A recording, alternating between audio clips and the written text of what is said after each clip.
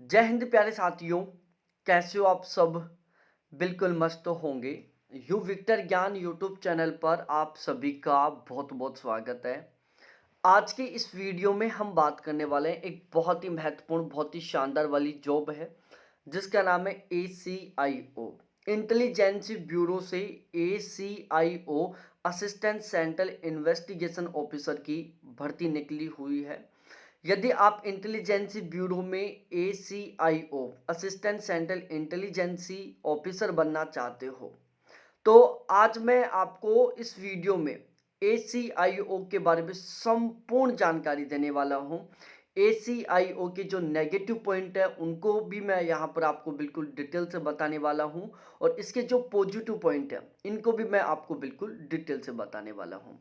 इस वीडियो में हम जो डिस्कस करने वाले वो बिल्कुल 100% ऑथेंटिक है और यहाँ पर हम बिल्कुल डिटेल से डिस्कस करेंगे कि यदि आप ACIO बन जाते हो तो आपकी जॉब लोकेशन क्या रहेगी, जॉब प्रोफाइल क्या रहेगी, वर्कलोड कितना ज़्यादा रहेगा, आपका प्रमोशन किस तरीके से होगा, आपको पहले महीने में कितनी सैलरी मिलेगी, यहाँ पर सिलेक्शन प्रोसीजर क्या रहेगा और सबसे महत्वपूर्ण बात कि आज मैं आपको ACIO की ये जो पोस्ट है इसकी पूरी सच्चाई बताने वाला हूँ बिल्कुल ऑथेंटिक डाटाओं के साथ, क्योंकि यहाँ पर इस चैनल में हम जो भी जानकारी देते हैं वो बिल्कुल 100% ऑथेंटिक जानकारी होती है। तो अब हम अपने इस वीडियो की शुरुआत करते हैं। सबसे पहले मैं अपना इंट्रोडक्शन से शुरुआत करता हूँ। मेरा नाम डॉक्टर अजय शर्मा है, मैं राइटर एंड एजुकेटर हूँ और आज मैं यहाँ पर आपको ACIO के बारे में बिल्कुल ऑथेंटिक जानकारी देने वाला हूँ। सबसे पहले यदि हम इसकी जॉब लोकेशन के बारे में डिस्कस करें, देखो इंटेलिजेंस ब्यूरो से निकली हुई ये जो भर्ती है वो एक सेंट्रल गवर्नमेंट के अंडर आने वाली भर्ती है। तो आपकी जो जॉब लोकेशन है वो पूरे भारत में कहीं पर भी हो सकती है। ठीक है, हो सकता है कि आपकी जॉब लोकेशन जम्मू कश्मीर में हो जाए, हो सकता है कि आपका ट्रांसफर फिर केरला में हो जाए, हो सकता है राजस्थान में हो जाए, हो सकता है आसाम में हो जाए, हो सकता है मध्य प्रदेश में हो जाए। आपका किसी भी स्टेट में ट्रांसफर हो सकता है।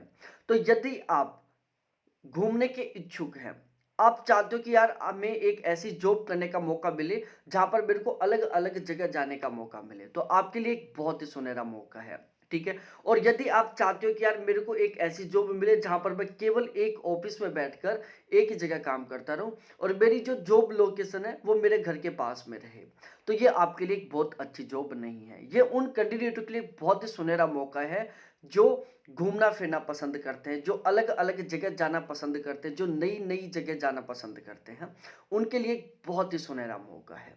तो आपकी जो जॉब लोकेशन हो पूरे भारत में कहीं पर भी हो सकती है। वर्कलोड की बात कीजिए तो देखो वर्कलोड का यहाँ पर दो सीन है। कुछ सिचुएशनों में आपके पास बहुत ज्यादा वर्कलोड रहने वाला है, बहुत सारी सिचुएशन ऐसी भी आएंगी जहां पर आपके साथ कोई वर्कलोड नहीं रहने वाला। तो जो वर्कलोड है वो डिपेंड करेगा आपके काम के ऊपर। कभी कभार आपके पास इतना ज्यादा काम रहेगा कि बहुत ज्यादा वर्कलोड रहेगा और कभी कभार बहुत कम काम रहेगा। उस हालात में, उस सिचुएशन में आपके पास वर्कलोड बिल्कुल ना के बराबर रहेगा। तो इसको हम ना तो बहुत ज्यादा वर्कलोड वाली कह सकते और ना ही बिल्कुल कम वर्कलोड वाली कह सकते। कितना ज्यादा वर्कलोड रहेगा वो डिपेंड करेगा सिचुएशन के ऊपर। ठीक है, तो वर्कलोड आपको अच्छे तरीके से समझ में आ गया होगा। अब हम एक बार इसका जो सिलेक्शन प्रोसीजर है वो मैं आपको समझा देता हूं। देखो क्वालिफिकेशन में यहाँ पर आप यदि बीटेक या बीई क्वालिफाई हो, आपके पास बीटेक या बीई की डिग्री है, तो आप यहाँ पर फॉर्म अप्लाई कर सकते हैं। अदर जैसे किसने बीए कर रखा है, बीएससी कर रखा है, बीकॉम कर रखा है, तो वो कैंडिडेट यहाँ पर फॉर्म भरने के भी एलिजिबल नहीं है। एज लिमिट के बारे में बात की जाए तो यदि आप जनरल और ईडब्ल्यूएस कैटेगरी से बिलोंग करते हैं तो आपकी एज 18 साल से 27 साल के बीच में होनी चाहिए।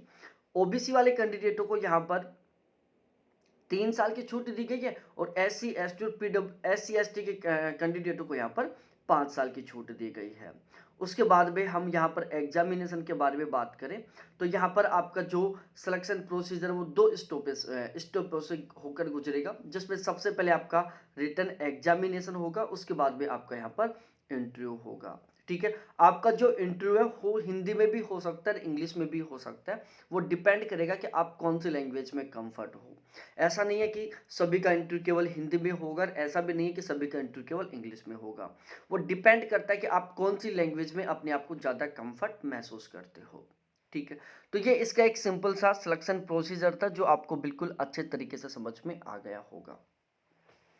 अब हम यहाँ पर सबसे मेनली सबसे महत्वपूर्ण टॉपिक पर डिस्कस करते हैं कि आपका यहाँ पर जॉब प्रोफाइल क्या रहने वाला है, मतलब आपको काम क्या करने वाला है, करना पड़ेगा। देखो, इन्वेस्टिगेशन ब्यूरो में आप ACIO बनने वाले हो। इन्वेस्टिगेशन ब्यूरो में आप एक बहुत ही अच्छे खासे ऑफिसर बनने वाले हो। इन्वेस्टिगेशन ब्यूरो क्या करता है? जांच पड़ताल करने का काम करता है। ठीक है, अलग अलग तरीके की जांचें करता है।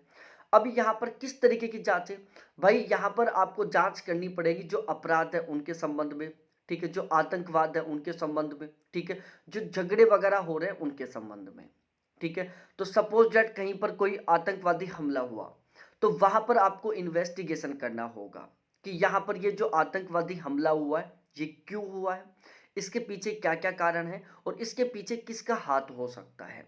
ठीक है, यहां तक का काम आपको करना होगा। जब आपको लगे कि यार इसके पीछे इस कैंडिडेट का हाथ हो सकता है, तो फिर आप अपना जो काम कंप्लीट करके आप सीबीआई को दे दोगे। सीबीआई वाला फिर आगे उस काम को कंटिन्यू करने वाले हैं।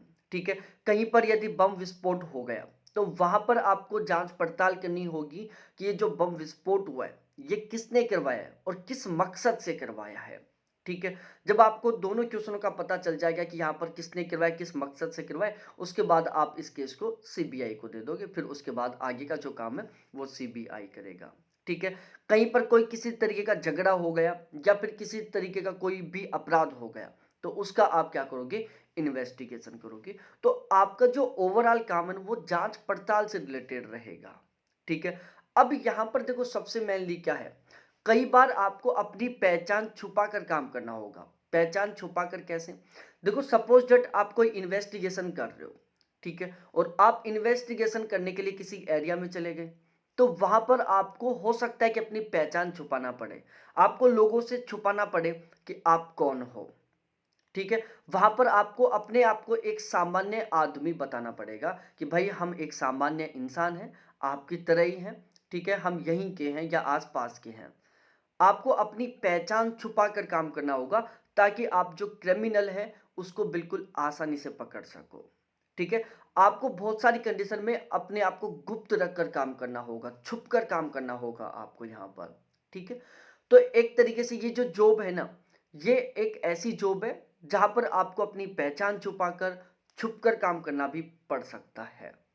ठीक है, और बाकी यद बहुत सारी कंडीशन होंगी जहां जिस टाइम आपके पास बहुत ज़्यादा वर्कलोड होगा।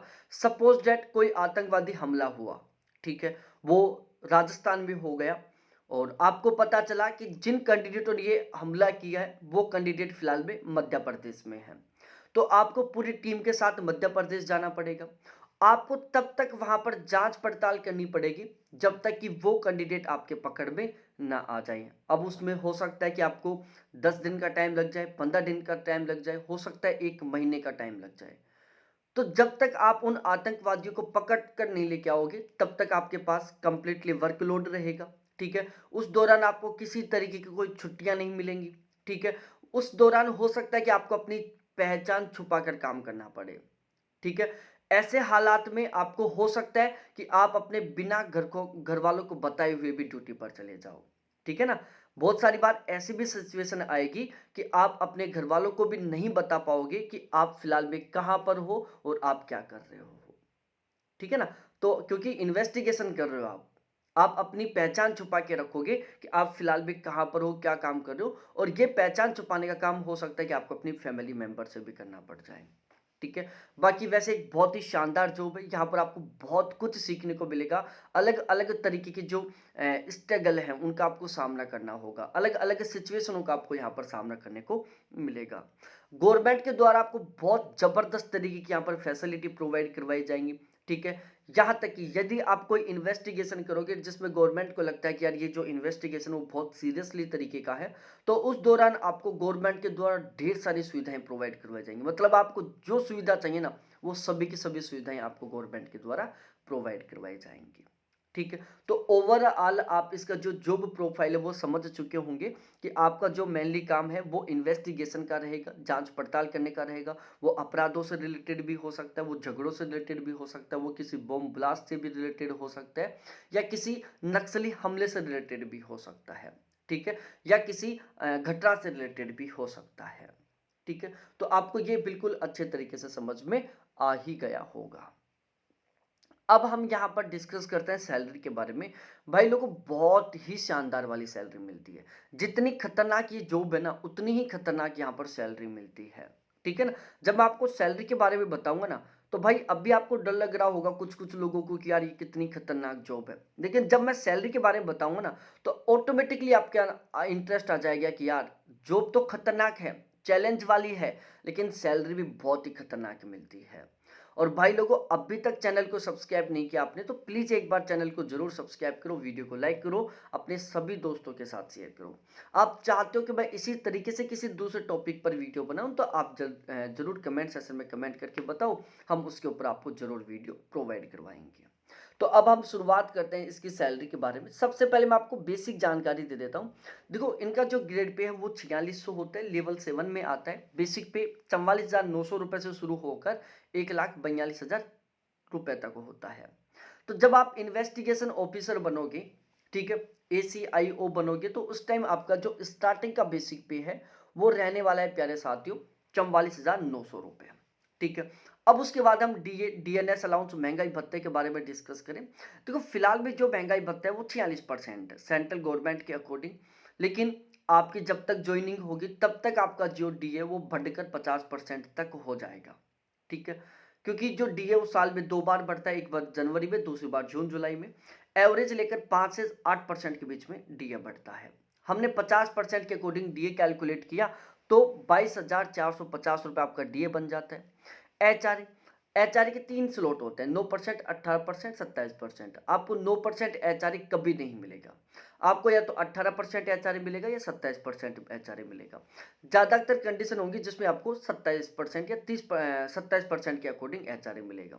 लेकिन ध्यान रखना, गवर्नमेंट ने स्लैब बना रखा है कि जैसे डीए 50% से ज्यादा हो जाएगा या 50% हो जाएगा, तो जो आपका एचआरए है वो 9%, 18%, 27% की बजाय बढ़कर 10%, 20% और 30% हो जाएगा।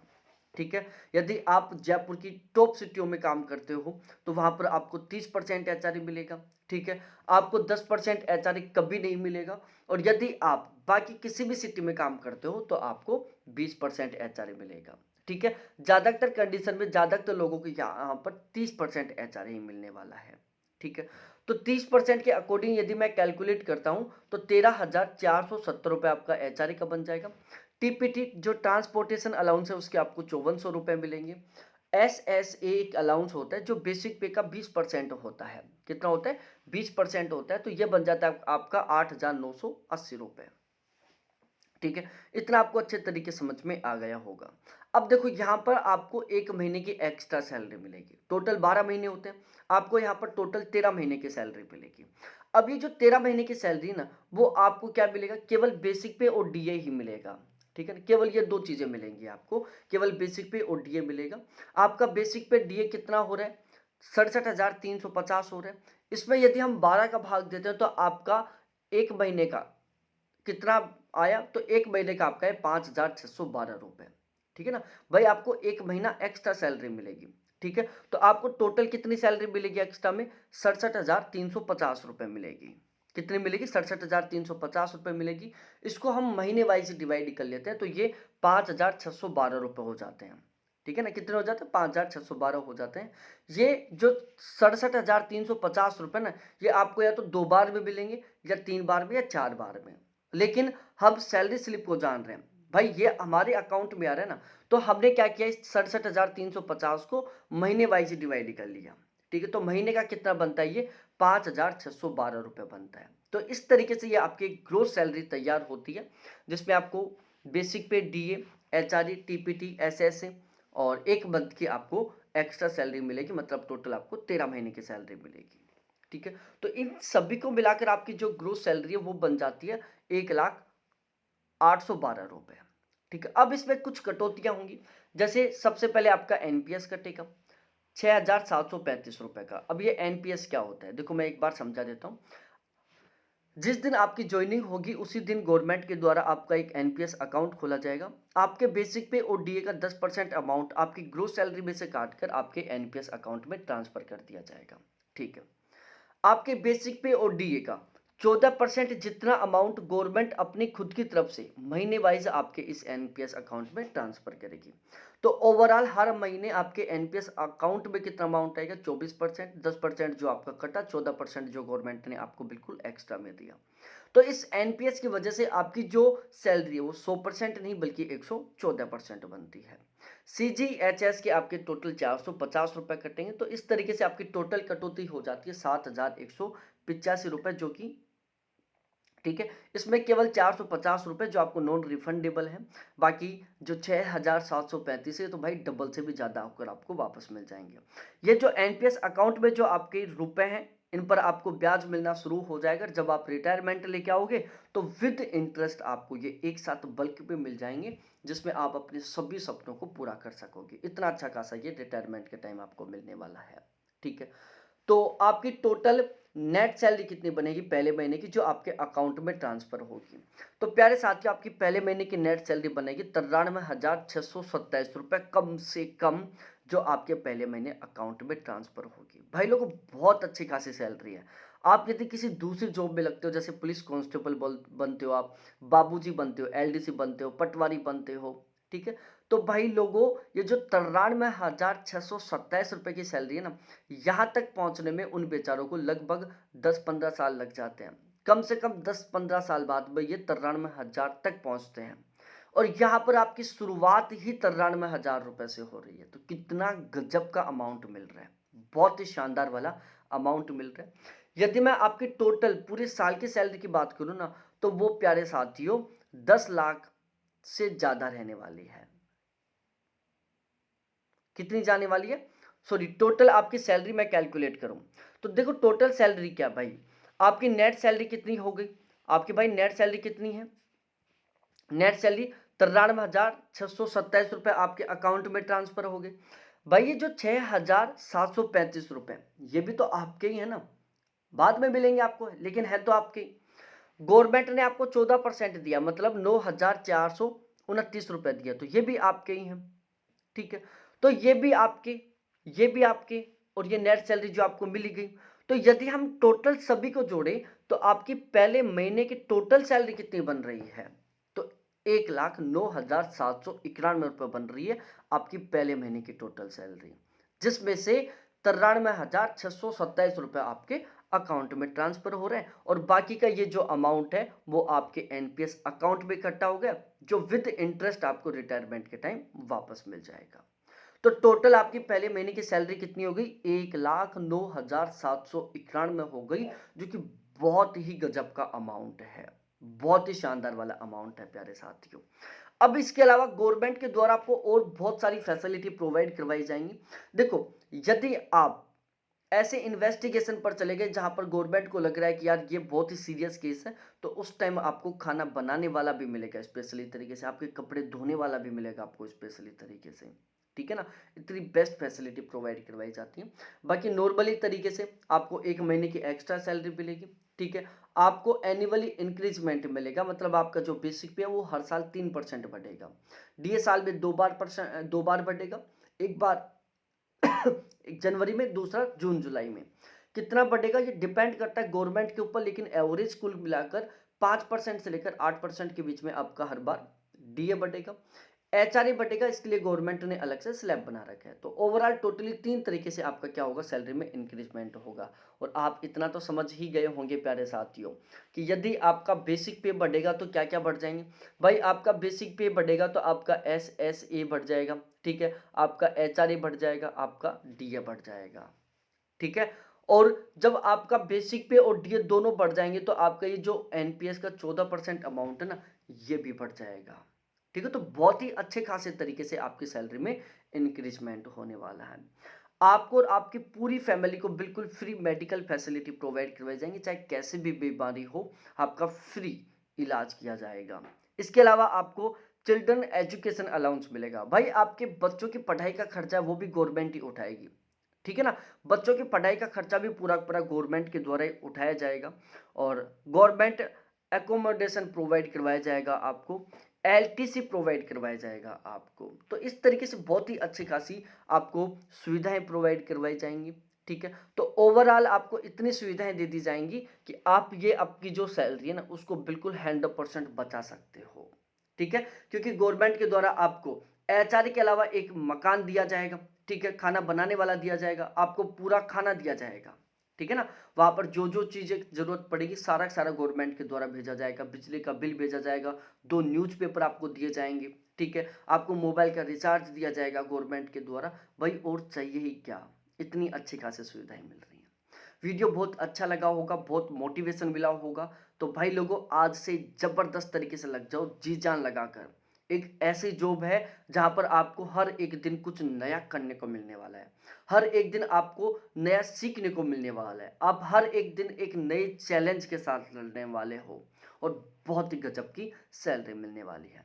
बहुत बहुत धन्यवाद आप सभी को देखने के लिए। थैंक्स बाय मेरे प्यारे साथियों। अभी तक इस चैनल को सब्सक्राइब नहीं किया तो प्लीज एक बार चैनल को जरूर सब्सक्राइब करो, वीडियो को लाइक करो, आपके जितने भी दोस्त हैं सभी के साथ एक बार जरूर शेयर करो। फिर मिलते हैं हम इसी तरीके से किसी दूसरे बहुत ही शानदार इंफॉर्मेटिव वीडियो के साथ।